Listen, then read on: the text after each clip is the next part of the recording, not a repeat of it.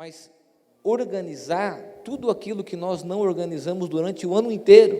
E por isso esse sentimento de desordem, de desorganização, ele nos visita nesse período. A sensação de que a gente não vai dar conta da bagunça, a gente não vai conseguir colocar as coisas em dia, em ordem, colocar as coisas no seu devido lugar. Por isso, esse sentimento de estarmos no limite. Agora, essa é uma justificativa, e eu quero também ampliar esse tema pensando no seguinte: por que todos os anos a gente chega com esse mesmo sentimento? Por que nesses últimos anos, principalmente, nós chegamos com essa mesma sensação de estarmos no limite? Todos nós aqui, se nós pudéssemos fazer um pedido, nós faríamos o seguinte: férias, descanso. A gente não vê a hora do ano acabar e nós estamos aí nessa reta final tentando organizar aquilo que está desorganizado. E nós estamos estudando o texto de Filipenses, capítulo 4, do versículo 4 ao versículo 9. Filipenses 4, do versículo 4 ao versículo 9. A gente tem aqui o apóstolo Paulo escrevendo a uma comunidade, a igreja de Filipenses, e essa carta, especialmente, ele vai falar a respeito de Cristo como modelo, vai falar da vida comunitária a partir de Cristo, e no final, ele faz uma série de recomendações práticas e pontuais, como se fossem conselhos para o cotidiano. E no capítulo 4, especialmente do versículo 4 ao 9, ele vai tocar em alguns assuntos. Nós falamos aqui sobre a ideia da ansiedade, a ansiedade é esse combustível que acelera o ano. Falamos sobre a impaciência, a necessidade de termos a paz de Deus sobre o nosso coração e sobre a nossa mente. E agora nós queremos estudar o versículo 8, onde ele propõe exatamente isso, um equilíbrio espiritual. E aí eu quero ler com você todo o texto, capítulo 4, do versículo 9, para nós estudarmos especialmente o versículo 8. E diz assim: alegrem-se sempre no Senhor. Novamente direi, alegrem-se. Seja a amabilidade de vocês conhecida por todos. Perto está o Senhor. Não andem ansiosos por coisa alguma, mas em tudo, pela oração e súplicas e com ação de graças, apresentem seus pedidos a Deus. E a paz de Deus, que excede todo entendimento, guardará o coração e a mente de vocês em Cristo Jesus. Finalmente, irmãos, tudo que for verdadeiro, tudo que for nobre, tudo que for correto, tudo que for puro, tudo que for amável, tudo que for de boa fama, se houver algo de excelente ou digno de louvor,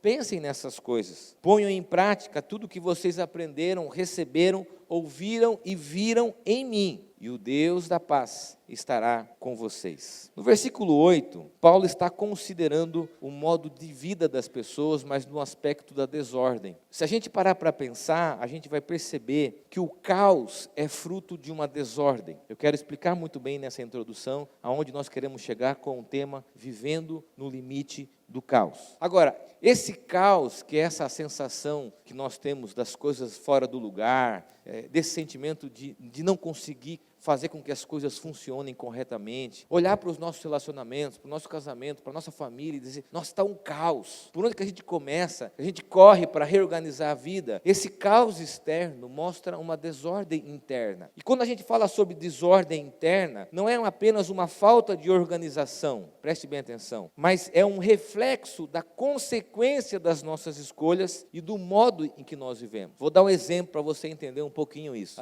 Na casa que eu moro, a gente tem um sótão, e esse sótão ele é um escape para a nossa bagunça. Não sei se na sua casa é assim, sempre tem um quartinho de bagunça. Aí, geralmente, as crianças, os meus filhos já estão crescendo, aqueles brinquedos que a gente não usa mais, piscina de bolinha, essas coisas todas que ganham da família, a gente coloca dentro de um saco de lixo preto, amarra e sobe para o sótão. E durante todo o ano a gente faz isso. A gente está lá nas coisas do dia a dia, a Aline sempre fala: põe isso, põe o sótão, põe a escada, joga no sótão. E aí, de repente, a gente precisa subir nesse sótão. Quando chega lá, você fala: meu Deus, o que é isso? É um planeta aqui. Né? Tem vida, tem pessoas, tem mais ou menos tipo o Toy Story, ali tem personagens vivendo já naquele ambiente, né? Coisas que a gente vai aguardando, acumulando naquele sótão. E você percebe que há uma desordem ali, há um caos, mas ele não está à vista. A gente não consegue enxergar. As pessoas que vão na minha casa nem imaginam a bagunça que nós temos no sótão da nossa casa. Mas há uma desorganização. Mesmo que não seja aparente, e as pessoas que vão até a nossa casa não vejam, existe um caos, uma desordem. A grande dificuldade é que muitas pessoas que têm esse quarto secreto, esse sótão da bagunça, acabam tirando esse limite reservado e a sua vida passa a ser desorganizada. Ela não mais se preocupa em ter um lugar de desordem, ela começa a ser desorganizada em tudo.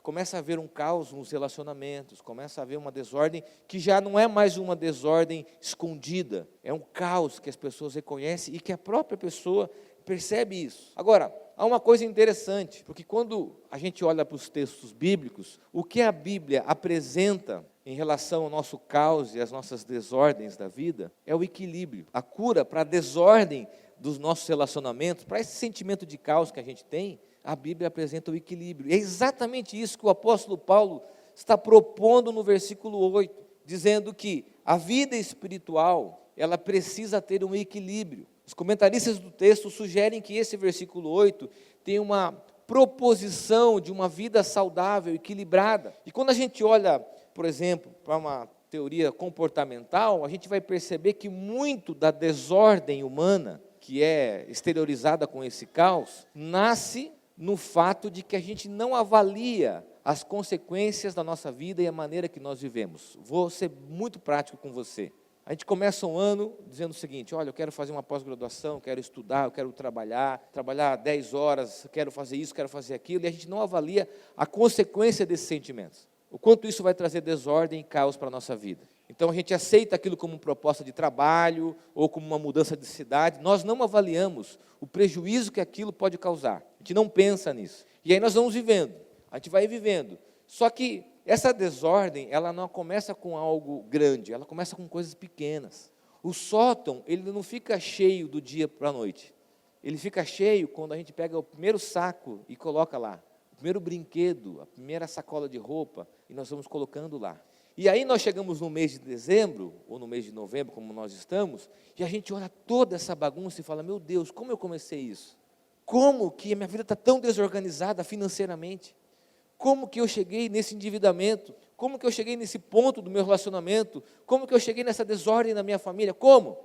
Nós não avaliamos lá no início do ano que muito dos nossos sentimentos, as nossas escolhas, nosso modo de vida foi se acumulando até gerar esse caos. Tem um programa que a gente tem na TV a cabo chamado Acumuladores. Já viu esse programa? A gente gosta muito de assistir lá em casa e é legal porque quando a gente assiste eu fico falando: amor, tá vendo? Tá vendo? Né? Tá vendo? E aí tem uma coisa interessante, que eles fazem um processo de despedida, a pessoa tem que se despedir das coisas, né? E aí fazem aquela limpeza, a gente fica lá esperando um monte de propaganda em intervalo, né? Para você chegar no final e ver a casa limpa. E no final, uma das orientações que a equipe de profissionais dá à pessoa é: não acumule o primeiro objeto. É dizer não para a primeira coisa que pode ser acumulada. E a gente não percebe isso. A gente começa o ano correndo, fazendo coisas, tendo atitudes, e a gente fala assim: não vai dar nada. Só que nós vamos acumulando, chegamos agora no caos. No caos da irritação, da impaciência, no caos de tudo, e a gente quer esperar a ceia de Natal para pedir perdão para as pessoas que a gente feriu, a gente machucou, e chorar, e falar: desculpa, eu trabalhei muito, desculpa, eu não quis te ofender, desculpa. Por quê? Porque nós não pensamos na escolha dos nossos sentimentos, pensamentos, enquanto busca. John Stott, comentando esse tema, aliás, ele tem um texto muito, muito interessante sobre a vida equilibrada. Ele diz o seguinte: devemos amar o equilíbrio tanto quanto o diabo o odeia, e promovê-lo tão vigorosamente quanto ele deseja destruí-lo. A palavra diabo significa aquilo que separa, aquilo que rompe, aquilo que destrói. A palavra diabo é aquilo que tira o sentido das coisas. Interessante, porque quando você estuda essa palavra, a palavra símbolo é o antônimo, o contrário de diabolos. Símbolo é aquilo que une uma imagem a um significado. A palavra diabo é aquilo que rompe as coisas, aquilo que gera caos. Então a gente olha para a nossa vida e vê esse caos diabólico, essa desordem diabólica, e a gente não consegue entender que o que Deus propõe para nós através de Cristo, e o que Paulo está dizendo, é uma vida de equilíbrio. E o que ele propõe nesse equilíbrio? Ele propõe alguns sentimentos e algumas buscas. E aqui eu quero explicar para você o que ele diz quando ele fala que nós devemos pensar sobre isso. Tem alguns aspectos interessantes. Primeiro, pensar sobre isso é buscar isso. é buscar na nossa vida esses princípios, é pensar nessas coisas enquanto objetivo. Segundo, é também identificar esses princípios nos nossos relacionamentos, principalmente nas pessoas que estão em torno de nós e naquilo que nós fazemos. Quais são esses princípios? São esses: verdade, nobreza, justiça, pureza, amabilidade e testemunho. No primeiro ele diz: tudo o que for verdadeiro. A verdade. Ao olharmos para a nossa conduta, para a maneira que nós vivemos e termos a reflexão de que se aquilo que nós fazemos é verdadeiro, muitos conflitos, muitos problemas que nós temos nas nossas casas, nos nossos relacionamentos, é porque nós não temos transparência e ninguém reconhece que tem um elefante na sala, um problema a ser tratado e discutido. Então, qual é o atalho que a gente pega durante todo o ano? Nós não vamos falar sobre esse assunto, esquece. Não vamos ser transparente, verdadeiro. Por que falar sobre isso? E a palavra aqui, verdade, é a palavra alet, que tem o sentido de se opor a algo, se opor a uma mentira, se opor a alguma coisa que é falsa. É o enfrentamento no sentido de ser assertivo. O que Paulo está dizendo é que nós devemos buscar e pensar na verdade. Agora, a reflexão que nós devemos fazer é o seguinte: será que na nossa conduta durante todo o ano, nós fugimos da verdade ou buscamos a verdade nos nossos relacionamentos quanto um princípio? Sabe por quê? Porque muito da desordem que nós vivemos e desse caos veio sobre nós porque nós não tratamos com a verdade. E a verdade traz esse equilíbrio. A verdade de falar o que sente, da verdade de identificar um problema, da verdade de colocar para fora no relacionamento e no trato com as pessoas que existe um elefante dentro da sala, que ninguém cita, que ninguém fala. Qual é a aplicação disso? Quero fazer uma pergunta. Em nosso cotidiano, no nosso comportamento, nas nossas atitudes, nós buscamos a verdade ou nós somos influenciados por essa vida de aparência, onde nós não temos coragem de tratar das coisas com a verdade? Quem é homem aqui sabe que nós temos um hábito e um mecanismo de defesa de contar a verdade em drops, né? Então, você chega lá no seu trabalho, o cara fala para você assim: ó, vou mudar o seu horário. Você não vai mais trabalhar nesse horário, você vai trabalhar em outro horário. Aí você fala: nossa, se eu chegar em casa e falar para minha mulher isso, ela vai ficar muito brava. Então, o que o homem faz? Começa a contar toda uma história invertida. Chega em casa e fala assim: puxa, está muito desemprego hoje no país, não é verdade? A gente não pode reclamar que tem desemprego hoje, graças a Deus de estar empregado, não é verdade, amor? A mulher: sim, é verdade, que bom que eu tenho um emprego, né? Porque tem tanta gente que não tem emprego. E aí o homem vai contando aquilo em doses homeopáticas, até que um dia, depois de amaciar, ele fala: então, meu horário mudou. Mas esse processo não é um processo da verdade, é um processo de conciliar a fuga que nós temos dessa realidade e não tratar isso. E Paulo está dizendo que a verdade é um princípio que nós devemos buscar e estabelecer nas nossas relações, pensar nisso, que a verdade é um princípio a desenvolver uma vida equilibrada. Segunda coisa, a nobreza. E aí a gente olha para o texto e para a tradução, é a palavra sêmonos, que traz a ideia da integridade e da honestidade. A aplicação aqui é o seguinte: será que o nosso comportamento é coerente e honesto? É a coerência entre o nosso discurso e aquilo que nós fazemos.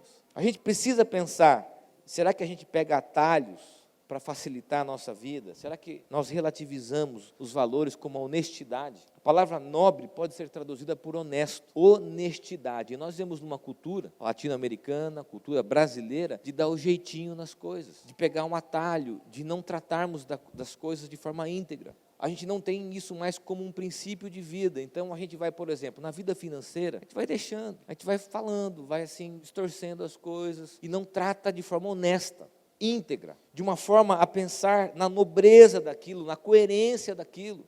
A gente não pensa nisso. Eu sempre conto uma história do meu pai, que eu levo comigo até hoje. Nós estávamos na praia, e aí teve uma confusão na praia, uma briga de família, né? Então você já imagina que praia que era, praia, né? Aqui mais da nossa região, né? Uma praia chique, e no meio das farofas lá, e aqueles frango assado, aquela discussão, houve uma briga de família, nós estávamos próximos, tentamos separar, e um homem estava alcoolizado, deixou cair R$2 do seu bolso. E meu pai pegou aqueles R$2. E aí nós ficamos um período na praia, meu pai todos os dias ia para a praia e ficava lá olhando. tentando encontrar naquela multidão de pessoas o dono dos R$2. A gente dava risada, falava, pai, não tem como, imagina, vai encontrar a pessoa, não, o dinheiro não é meu, mas pai, R$2, e aquilo virou motivo de brincadeira em casa, e meu pai, ele ia para a praia com os R$2 no bolso, tentando encontrar aquele homem, e depois de vários e vários dias na praia, nós estávamos na balsa, atravessando para ir embora, a gente identificou a cidade já, né? E a gente chegou, na hora de desembarcar, meu pai identificou o homem, correu atrás do homem e foi lá e deu os R$2 para ele. O homem ficou meio sem sentido, assim, imaginava, cara, R$2, ele nem lembrava do que tinha acontecido direito, né? Meu pai devolveu para ele, e aí entrou no carro. E uma das discussões no carro era o seguinte, por que fez isso? Ele falou assim, porque eu sempre ia saber que esses R$2 não era meu. E isso é um princípio de honestidade, que nós devemos trazer para a nossa vida, de que aquele que é íntegro sabe o valor daquilo que se faz. O honesto não é aquilo que se preocupa com o que o outro julga, mas com aquilo que ele faz. E a gente olha para o nosso ano e a gente percebe que a gente não foi honesto. E aí a gente chega agora, nesse período, a gente quer resolver o caos e a desordem sem o princípio da honestidade. Paulo avança, ele diz assim, tudo o que for correto. E a palavra aqui é a palavra dikaios, tem a ver comigo, dikaios, que é a palavra justo, buscar a justiça. Mas tem algo interessante, essa justiça não é uma justiça que me beneficia. Quando Paulo fala que nós devemos buscar a justiça, não é uma justiça para mim. Quem tem filho sabe que uma das coisas que a gente mais ouve é, isso não é justo, né? Isso não é justo, e sempre tem que mediar as coisas, não é uma justiça que me serve. É uma justiça que me faz olhar para o outro e identificar as pessoas que são injustiçadas. E isso vem na contramão de uma sociedade que quer ser servida. E Paulo está dizendo o seguinte, vocês devem pensar naquilo que é dikaios, justo ao outro. Quando você sai hoje, você vai em qualquer lugar, você vê as pessoas discutindo, porque não chegou o lanche dela na hora, porque alguém furou a fila. Nós vivemos naquilo que o Pondé diz, numa sociedade de direitos, que todo mundo identifica aquilo que ele quer e aquilo que ele precisa, mas nós temos uma dificuldade de identificar a injustiça em relação ao outro. E Paulo está dizendo isso. Vocês devem pensar, buscar tudo aquilo que for correto. Será que nós nos identificamos com isso, nos sensibilizamos com isso? Ou nós queremos só salvar o nosso? Só pensar nas nossas coisas? Só pensar naquilo que me beneficia e não naquilo que é justo em relação ao outro? Paulo continua, tudo o que for puro. E a palavra aqui é a palavra agnos, descreve o que é moralmente puro e livre de manchas. E aí a gente olha e nós, muitas vezes, nosso espírito religioso, nossa mente religiosa, identifica como impureza só questões sexuais. A igreja identificou uma lista de pecados e ela acha que só esses pecados são imorais. Mas não. A palavra aqui, ragnos, diz respeito àquilo que mancha o caráter, que deforma a personalidade. E aqui eu quero fazer algumas perguntas. Será que a maneira que nós temos vivido tem nos proporcionado nutrirmos sentimentos como apatia, indiferença, ira, ódio, perversidade? Nós vivemos hoje numa sociedade perversa. A gente cultua o ódio, a gente se alegra com o sofrimento do outro. Isso é perversidade. Sabe o que é perversidade? O sofrimento do outro me dar prazer. Então, se você está num ambiente de trabalho, você fala assim, melhor que o outro sofra do que eu. Nós estamos num ambiente tão competitivo que a gente perdeu a sensibilidade humana com a dor do outro. Sarcasmo, criticismo, a acidez. Você percebe que hoje as pessoas estão ácidas, preconceituosas e tantos outros sentimentos ruins que ferem o nosso caráter e o nosso coração. Então a gente chega agora, nesse período do ano, no limite, com o coração manchado, com o coração marcado, e não gerando aquilo que Paulo diz, agnos, santidade, pureza, coração limpo, a vida íntegra, o caráter limpo, a personalidade limpa, não mais manchada. E ele avança para um princípio chamado amabilidade. E é interessante porque ele cita essa palavra 2 vezes, dizendo que a nossa amabilidade deve ser conhecida, e ele diz que nós devemos pensar em tudo o que for amável. A expressão aqui, amabilidade, é prosfilés. Quando você estuda essa palavra, tem uma coisa interessante. Não é só ser uma pessoa boazinha, amável. A palavra diz respeito à compreensão do outro a respeito do seu sentimento. Vou explicar. Os seus filhos sentem-se amados por você? A sua esposa sente-se amada por você? O seu marido sente-se amado por você? Porque isso é amabilidade. é quando a sua atitude é reconhecida pelo outro. O outro se reconhece amado e amada. Quando nós falamos em amabilidade, nós estamos falando sobre a percepção do outro em relação àquilo que nós sentimos por ele. E o que é muito comum? Eu vou falar como pai, porque às vezes eu faço uso disso. A gente trabalha bastante, a gente corre, faz várias coisas, e no momento de discussão a gente sempre fala isso, né? Eu que pago, eu que faço isso, vocês não reconhecem. É muito comum. Eu faço isso. Acho que só eu aqui faz isso, pelo jeito, né? No momento de raiva, nervoso, e você fala, porque eu tenho trabalhado tanto, e por causa disso. Mas a amabilidade é a compreensão do outro, se isso é afeto ou não. Então a gente vive o ano inteiro. Você parou para pensar se as pessoas que convivem com você se reconhecem amados e amadas? Se o que a gente faz o ano inteiro, essa pessoa olha para você e fala assim, puxa, você me ama de fato. Puxa, eu percebo que você me dá atenção, e o que você faz tem como foco e finalidade a minha vida e a nossa família. Agora, olhe com toda a sinceridade do mundo para o seu cotidiano, para o seu comportamento, para aquilo que você faz. Será que as pessoas que estão à sua volta reconhecem isso como uma amabilidade? Como uma demonstração de amor? Será que elas se reconhecem, sentem-se amadas e amados? Porque isso deveria ser uma preocupação para nós. Tanto que no meio do caos e da desordem, uma das coisas que nós mais usamos é o quê? Você não me ama, você não me valoriza, você não me reconhece, você não enxerga aquilo que eu faço. Por quê? Porque nós não nutrimos o princípio da amabilidade como busca, e nem muito menos nos procuramos identificar pessoas assim. E aí Paulo avança para o último item, que é o item do testemunho. Ele fala sobre boa fama, tudo o que for de boa fama. E aí eu fiquei pensando o seguinte, é muito complicado você pensar em tudo que te dá boa fama, não é verdade? Porque você corre o risco de se preocupar com o que o outro pensa sobre você. Você corre o risco de ficar refém da opinião dos outros. E eu comecei a mergulhar no texto e pensar o que de fato Paulo queria dizer. O que Paulo quer dizer nesse texto aqui é que nós devemos nos preocupar com o fato de que as pessoas olham para o nosso comportamento e elas identificam no nosso comportamento uma maneira de influenciá-las, tanto positivamente quanto negativamente. O que Paulo está dizendo é que tudo o que for de boa fama gera um impacto nas pessoas que nós amamos. O nosso comportamento, a maneira que nós vivemos, isso impacta as pessoas.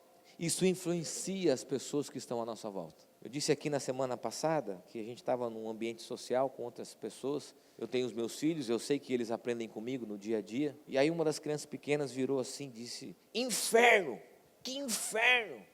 E aí você pensa, qual é a percepção de uma criança a respeito do inferno?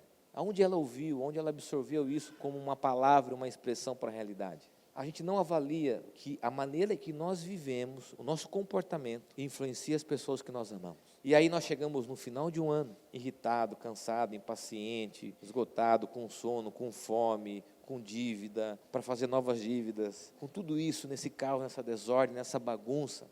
E a gente não sabe aonde errou. Nós erramos porque nós não buscamos uma vida equilibrada, que pensa e que busca nesses princípios. Verdade, e aqui eu quero fazer uma pergunta, o que você faz, o que você escolhe fazer é verdade? Você faz a opção pela verdade na sua vida, nos seus relacionamentos? Você busca conviver com pessoas verdadeiras? A sua vida é uma vida aparente? Porque, deixa eu ser sincero para você, dá um trabalho ter uma vida aparente? Desgasta tanto a gente ter uma vida aparente? Paulo diz, busque a verdade. Paulo diz, busque a nobreza, a integridade. Ser íntegro, não se corrompa, não se venda, seja honesto. Busque isso como um princípio da sua vida para influenciar as pessoas que estão à sua volta. Não pegue atalhos, não dê o jeitinho brasileiro, porque um dia a conta vem. Terceiro, justiça. Se preocupe com aquilo que os outros precisam, com a necessidade das pessoas, não com aquilo que você identifica como sendo justo para você. Busque a pureza, não nutra no seu coração tudo o que é ruim pela maneira que você vive. Tem um livro que fala a respeito do ambiente corporativo, eu li alguns anos atrás, que fala que uma das coisas que mais nós temos em um ambiente competitivo não é inveja, porque inveja é muito comum a gente ter numa sociedade de consumo. A inveja é um combustível para o consumo, não é verdade? Mas num ambiente competitivo não é só a inveja que existe. Sabe que sentimento que tem? O ódio. Você chega assim, eu odeio esse meu chefe, eu odeio esse meu coordenador, eu odeio. Você desenvolve o pior dos sentimentos, porque você não escolheu naquilo que é positivo pensar, enquanto vida e enquanto equilíbrio.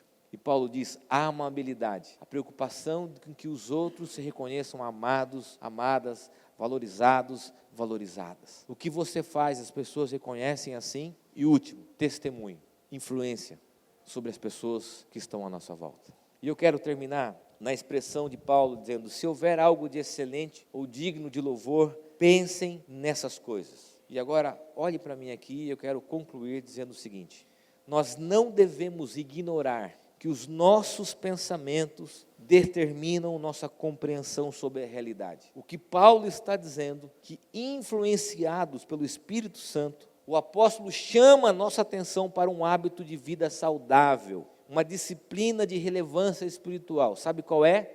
Olhe para mim aqui: escolher os nossos pensamentos. Nós começamos falando sobre desordem, sobre caos, que mostra uma desordem interior, e o que Paulo aponta a partir de Cristo é uma vida saudável, equilibrada, a partir daquilo que nós pensamos. E o conceito que Paulo usa a respeito de pensar aqui é o mesmo de Romanos capítulo 12, versículo 2. Não vivam como vivem as pessoas desse mundo, mas deixe que Deus os transforme por meio de uma completa mudança na mente de vocês. Daqui aproximadamente 40 dias, nós vamos começar um ano novo. E aí nós vamos ver nas redes sociais, nos programas de televisão, colocando para a gente o sucesso, a realização de sonhos, metas, objetivos. Mas o que a Bíblia nos apresenta enquanto princípio são esses. Pode voltar lá para a gente, Rebeca? Verdade, nobreza, justiça, pureza, amabilidade e testemunho. Para que a gente não chegue aqui no próximo ano no caos e na desordem. Sabe o que acontece todas as férias de janeiro? A Aline, de forma impiedosa, diz: precisamos fazer uma faxina no sótão. E ela fica lá embaixo e eu fico lá em cima. Ela fica lá embaixo mandando: pega isso, puxa isso, tira isso. E a gente tira todo aquele caos, toda aquela desordem, aquele saco preto, parece seriado do Dexter. Quem assistiu Dexter sabe disso. Você tira aquilo lá tudo e você fala: meu Deus, como eu estou guardando isso? Eu percebi que, por exemplo, a gente tem sentimento pelas coisas, né? A gente tem nome das coisas e você começa a ter que lidar com isso, dizer: não, isso sim, não, vamos doar isso, vamos fazer isso. E você limpa, você, no caso lá de cá, tem que pegar uma caçamba, né, quase. E coloca as coisas para fora, você limpa o sótão, dando saúde e equilíbrio para as coisas que estão em desordem. Então eu quero terminar essa mensagem convidando você a pensar nesse caos. O caos é uma desordem interna. E a Bíblia apresenta o equilíbrio, a vida espiritual saudável, baseada nesses princípios, para que a gente enfrente as coisas que virão. Eu poderia dizer para você que vai dar tempo de você fazer uma faxina, talvez não dê tempo, mas comece pela verdade. Interessante essa didática de Paulo. Paulo começa pela verdade. Comece reconhecendo que existe uma desordem na sua vida, que existe um caos, existe um problema que precisa ser tratado e enfrentado. Eu quero convidar você a fechar os teus olhos e fazer desse texto uma oração. Pedir que Deus nos dê a verdade, a integridade, o ser justo, honesto, a pureza de um coração tão marcado por todos os sentimentos ruins, ódio, rancor, a amabilidade de nos preocuparmos em que os outros se reconheçam amados e amadas, e o testemunho, a integridade, de que os outros reconheçam aquilo que a gente faz. É preciso organizar o caos, trazer ordem ao caos, e o equilíbrio e a vida espiritual nos possibilita que cada coisa tenha o seu devido lugar. Senhor, nós estamos aqui no final de um ano cansados, esgotados, vivendo no limite. Muitos de nós ainda estão tentando organizar o ano, correndo atrás para pagarem suas contas, salvar seu casamento, curar os relacionamentos da família. Estão vivendo um caos, uma desordem. Parece que nós não vamos conseguir mudar esse cenário. Ó Deus, que a Tua palavra, que a vida em Cristo nos traga um equilíbrio necessário para que cada coisa tenha o seu devido lugar. Que as nossas escolhas sejam escolhas saudáveis. Que as nossas escolhas tenham consequências saudáveis. Tirando toda a ansiedade, todo o sentimento ruim, tudo aquilo que gera o mal, para que somente a Tua verdade venha sobre nós. O que nós queremos, ó Deus, é pensar e buscar essas coisas. Por isso que a Tua palavra e o Teu Santo Espírito, ó Deus, precisam ministrar ao nosso coração essa palavra, precisam ministrar a nossa mente e o nosso coração, para que haja frutos em Cristo Jesus. Ó Deus, nos ajuda, pela Tua graça e pelo Teu amor, é o que eu oro no nome de Jesus. Amém.